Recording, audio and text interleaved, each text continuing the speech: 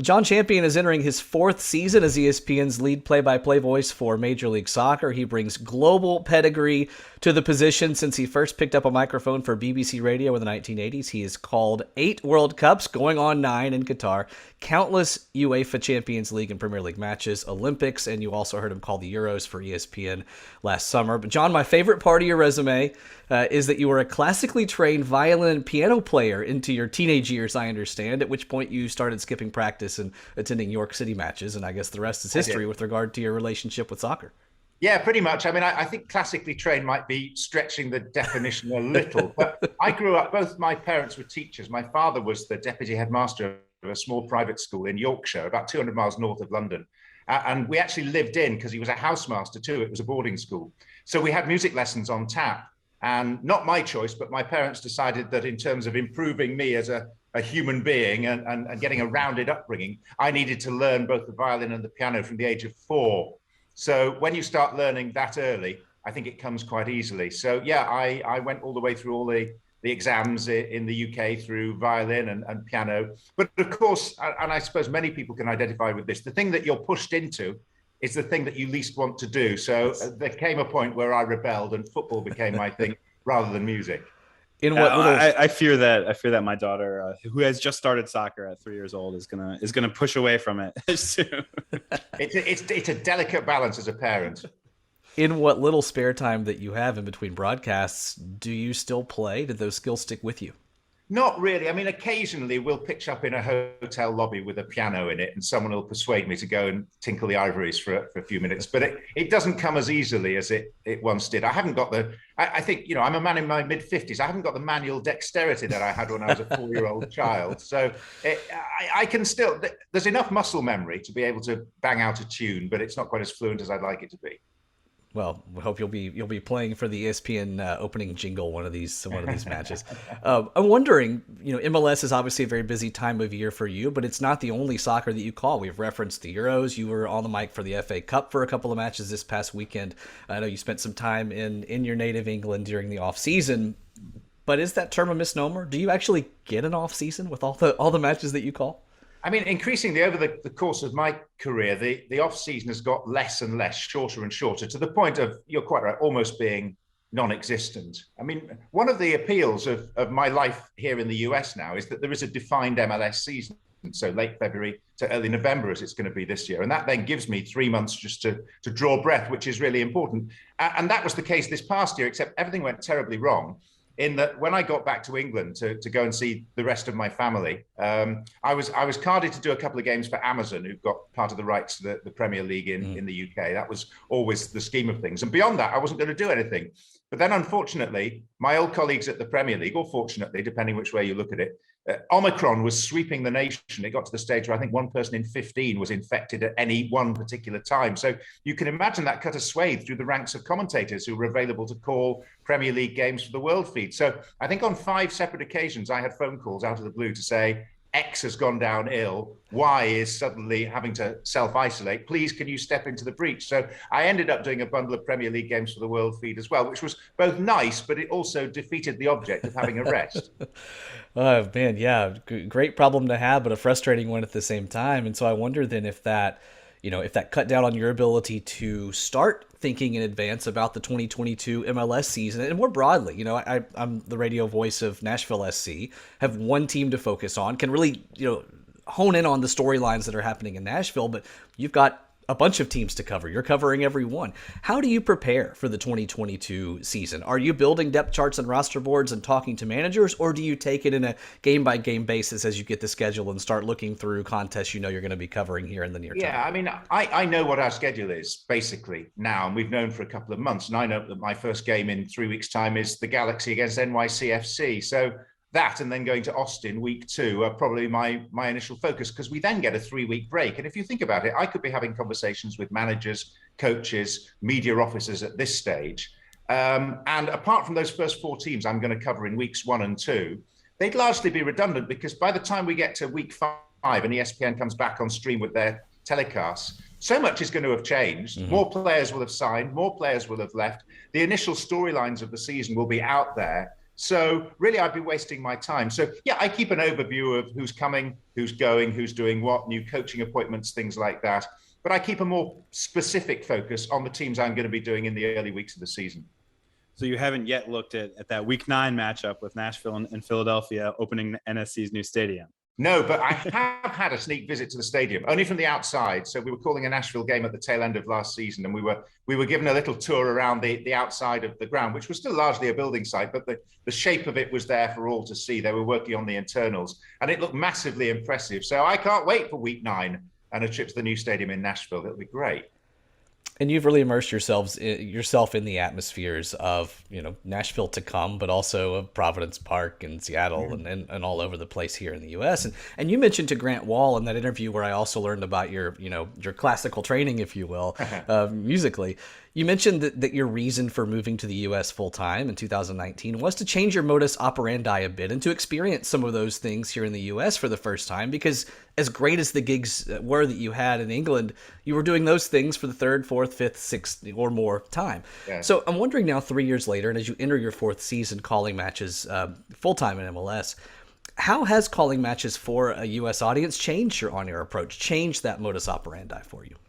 I mean, it's not just the change in the way that you broadcast, because I'm not sure there is that much of a change in the way that you broadcast, because I am me, and for good or for bad, I've been me for the last 35 years, appearing periodically on US television. So if I suddenly pitch up here and I'm something radically different, I'm not being true to myself, and I'm not being what ESPN invested in bringing me over. So I am me. But I think the bigger challenge and the change to my modus operandi has just been that instead of covering a league, the Premier League, that I know inside out and I know all the people and I can call the managers and I can talk to significant figures within the game and get good information, suddenly I'm coming to an arena where basically, apart from the likes of, say, Adrian Heath and Phil Neville, I don't really know anyone. So I've got to start from scratch. And I didn't really know the league, not in the true sense of knowing it. I mean, now you could talk to me about any roster, certainly from the tail end of last season, and I'd be able to guide you through it, even the Canadian clubs as well, just because I'm keeping a close weekly focus on it. But to start with, the beginning of 2019, I was coming over with largely an empty mind in terms of what MLS was. I'd been brought over for a few seasons to periodically do a game here and there. So I got a taste of it, knew that I enjoyed it, knew that it was young, fresh, up and coming, exciting, had enormous growth potential. But you talk specifically about my change of modus operandi. And I suppose that is just having to be granular, really, in the way that you approach each game, rather than thinking, oh, it's Manchester United, Liverpool again. I've done this fixture 25 times. I know all the history. I know all the players. I'd be coming to a game in that first season, even if it was LAFC against the Galaxy or Portland, Seattle, one of the classic fixtures of Major League Soccer. And I'd be having to research everything. And to some degree, I still am. And I welcome that, because I'd got to the stage where I didn't really have to think too deeply about calling games in England, whereas here I have to think about every single one. And you're marrying so much of that rich global experience that you have of World Cups, Champions League, Premier League, to that emerging MLS market. I wonder then, I think you one thing that typifies your broadcast to me that I enjoy is that you're regularly bringing in some of those references to global soccer, to Premier League, and relating that to an audience in MLS where most fans are not just Major League Soccer fans. They've heard your voice for years. They have a Premier League team. They care about international soccer.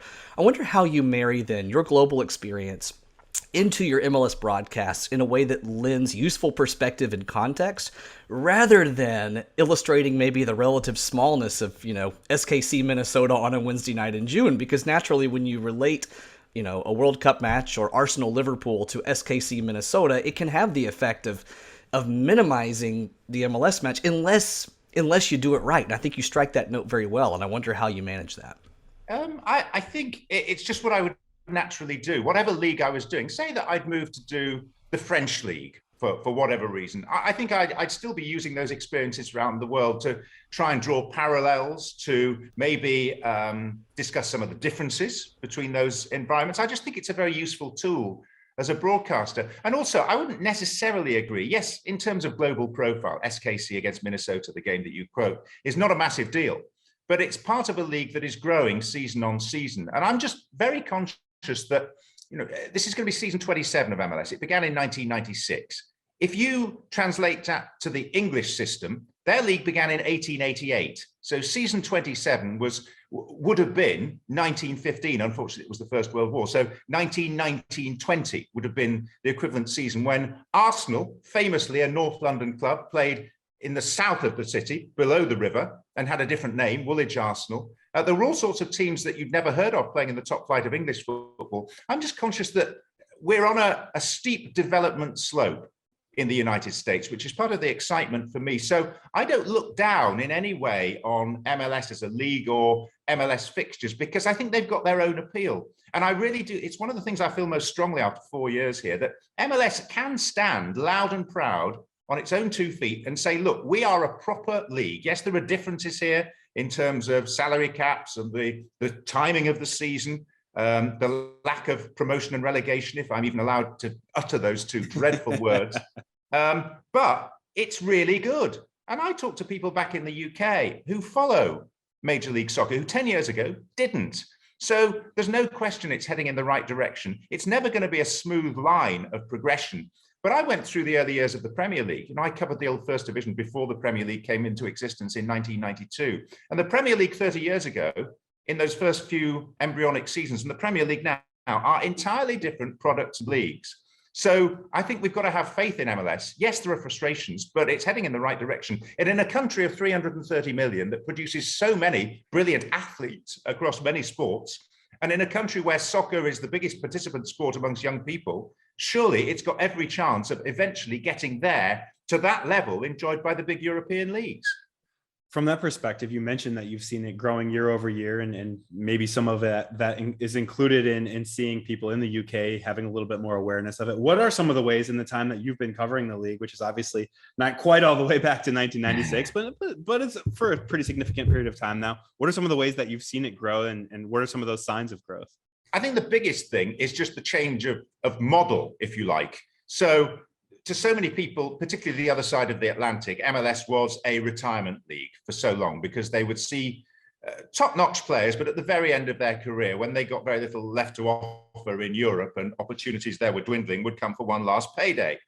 And I think that was, at the time, probably a reflection of the way that the world viewed MLS. But now they have this model where basically they've all got academies, all the clubs. So they're 10 years into academies, they're producing a bundle of good quality American players with great potential, which we're seeing now moving to Europe. They've also sussed that to get the best players from South America and bring them through MLS en route to Europe is another means, A, of generating money, and B, of improving the quality of the league. So if you were to ask me for the one biggest thing, it would be that instead of purely watching aging European players who we remember from 10 years ago, now we're seeing the players we're going to be talking about in Europe 5-10 years from now. So I think that's a much healthier situation to be in.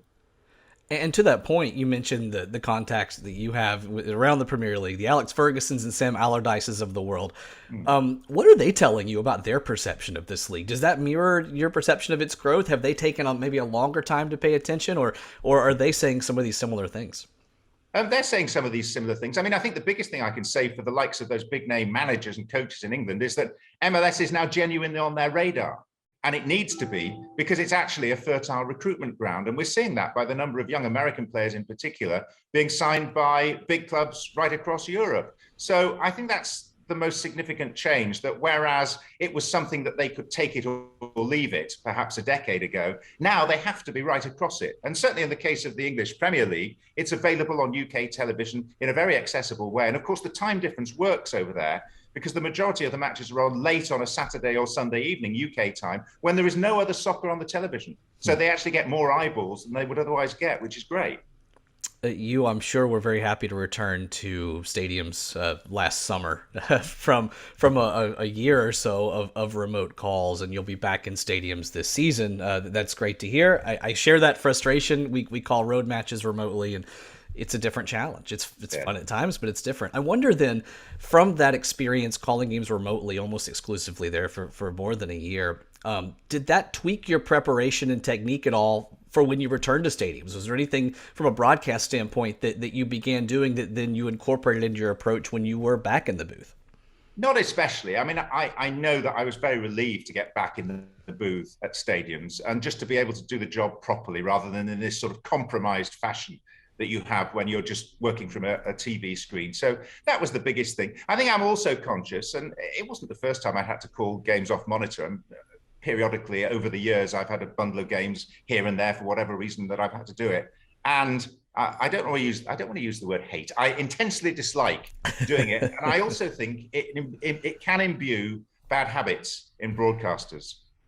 I think you can get a little bit lazy because you're so restricted in what you can see. I don't think you are quite as sharp in your reaction to things, because you look at something and whatever the quality of the picture, I don't think you ever trust something you see on a television screen to quite the same 100% level that you trust if you've seen it with your own eyes. So you might get a corner played in and 3 heads go up. One of the heads makes contact. It's a flying header into the top corner, opening goal of the game. If you're at the ground, you try and pride yourself on saying in that instant that that player makes contact with his forehead and scores the goal, what his or her name is. And certainly for me, I never have that 100% confidence to do so if I'm calling it off monitor. And that's a horrible feeling, because you just feel you're not delivering what you could potentially be delivering. But trying to persuade an accountant or a safety officer that in fact you are so compromised by not being there is quite a difficult conversation, because unless you've done it, it's very difficult to explain it. I can certainly understand it. For me, the biggest challenge beyond what you're saying, the limitations of not seeing the full picture and seeing the 11v11 and understanding what's coming, is manufacturing that enthusiasm and energy on the call as well, especially when stadiums were empty as well and we were calling remotely. It was difficult to summon that same level of adrenaline that you have when you're surrounded by 15,000 or more fans. And how did that infuse energy into your broadcasts, and what was it like to finally get back in front of fans? It was nirvana, really, to feel that energy, that buzz, just to sense people around you, to have something to feed off. I mean, some of the hardest games I've ever called were the MLS is Back fixtures in Orlando, where we were calling them from ESPN HQ in Bristol, Connecticut. And clearly there was no crowd. And our company decided to actually use that as a benefit and to spend a lot of money on extra microphones around the pitch, so that you could eavesdrop on the coaches as they talked to the players. You could hear everything that the players were shouting at each other, for better or for worse. And it was an interesting approach, but it did mean that there were long periods of games where the match was in progress and there was just nothing to feed off. And our colleagues on Fox, they did have crowd noise. And I think they probably had an easier ride of it. Maybe they missed some of those intimate moments between coaches and players, or one player and another, that we got because it was drowned out by the fake crowd noise. But I think it's an interesting debate off the back of that. Certainly for the commentators, I think it was harder without having the crowd noise to help us. Yeah, I was torn there watching both products, because from a an authenticity standpoint, I appreciated what you guys were doing and the ability to hear a manager give instruction and hear players communicate. But it was, I'm sure, a huge challenge to manufacture that energy versus Fox having what seemed to be very unnatural nat sound, if you will, and yet it probably made their jobs a bit easier. One manager who it would be risky to mic up on the sideline and have on national television is Gary Smith. He has a colorful vocabulary at saying it nicely.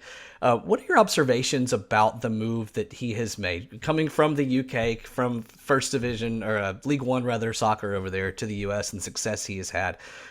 You have unique perspective into the challenges of navigating that transition. What is your assessment of the job that he has done coming back to MLS after some time at Stevenage and taking Nashville to a solid first couple of seasons? I think he's done a tremendous job. I mean, the biggest accolades of all should be directed at him, because, I mean, the story goes back a long time with Gary, because he was a renowned scout and coach, partially at non-league level and in the lower leagues in England. His dad was a very respected scout as well, with one of the big London clubs, Roger Smith, who still talks to Gary, I think, after every game and provides feedback. And it would be lovely to be able to eavesdrop on one or two of those conversations. But I mean, I first dealt with Gary when he was the manager of Stevenage. I called a game in the UK where they went to Tottenham to play, I think, in the 5th round of the FA Cup, in a replay, and gave them a really good game. And I was aware of his background at that stage, which the headline in his career at that point was having won MLS Cup with Colorado in 2010. So I knew of him in an American context. He'd sort of come from left field to take over at Stevenage, which was quite a difficult club to manage for various reasons. And he was following a very successful regime. And that only lasted about a year and a half. And he actually did really well with them. And then he disappeared off my radar again. And I think he came back to Atlanta Switchbacks at one stage, and saw that America was a good route forward. So I just admire the fact that he came in from nowhere, won MLS Cup, tried his luck in England, where it is quite difficult to get a job in the lower divisions that gives you as a manager a fair chance, because the odds are stacked against you.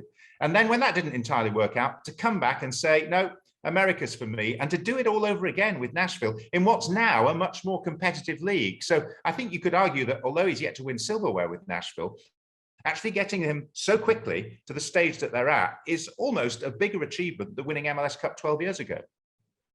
So you mentioned that he came back with the Atlanta Silverbacks. Obviously, you also previously mentioned that we don't have promotion and relegation in this country, but to see a coach like Gary kind of make I don't know if it's necessarily a linear progression over the course of his career, because he's kind of bounced to various levels, but what does that kind of say about maybe the stability and level of success that he has found with Nashville? I think it says a lot about the stability. We shouldn't forget the team around him as well. I think having Steve Guppy alongside him, a great foil for Gary. And also, in his 50s, he's still got just about the best left foot anywhere in MLS. I mean, he was known as the left-footed David Beckham when he was playing for Leicester City and England on one occasion. And one of my treats is going to watch training the day before a game and to see Steve Guppy deliver a ball, albeit playfully, because he's not really sort of a central part of training. He's there to guide the players rather than show them just how good he is. But my word, he can still do it. I find the pair of them really engaging, because it's like a taste of home. They're the sort you can go and you can have a really good chat about football, no restrictions. You get a really nice mug of English tea as well, which is a big plus, with proper milk and proper tea bags.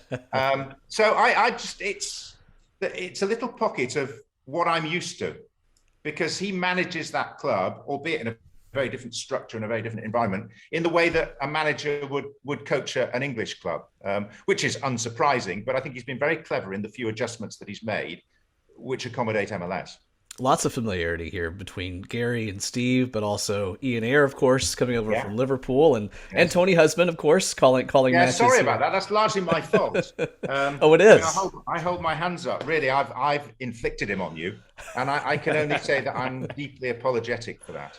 I remember him mentioning that it kind of came about rather suddenly, right? But that you'd mentioned there may be an opportunity here, and he was very grateful, and we are sometimes grateful that you mentioned that to him. Well, yeah, very occasionally. Yeah, the story was, it happened just over 2 years ago, and I was calling a game again on my sort of Christmas vacation. I was at Southampton doing Southampton-Tottenham on New Year's Day, and I was in the media suite having lunch beforehand. And Tony was there, snaffling about 17 courses of food, a free meal. He's never want to turn his back on that. And we got chatting, and I'd known Tony for many years and knew that he had a great love for America, and in particular for American sports. And someone from Nashville had been in touch with me saying, look, can you help me find an announcer? We haven't got long, but we want to find someone. We need someone good, someone authoritative, someone who's respected in the UK. And I put forward a couple of names, and I think they'd had initial conversations. And maybe whoever they were talking to didn't have quite the courage that Tony did to actually go for something a bit different, because it is a leap of faith. I mean, I did it, and I agonized over it for probably 4 years. I had the chance to come 4 years before I actually came. And that was partly because of the age of my kids and the disruption to their education, but also just, do I really want to leave the Premier League, the Champions League, and all that glamorous football behind? And I think Tony had to go through that same process, but he went through it very quickly. So we were having this chat over lunch, and I said, look, I've been contacted by a new MLS club, really exciting venture, Nashville, great place to live. Would you be interested? And his eyes lit up. And we continued the conversation that night, because I relayed his interest back to Nashville. And by the next day, he and the club were talking, and a week later, they'd agreed a deal. Wow. Things happen fast.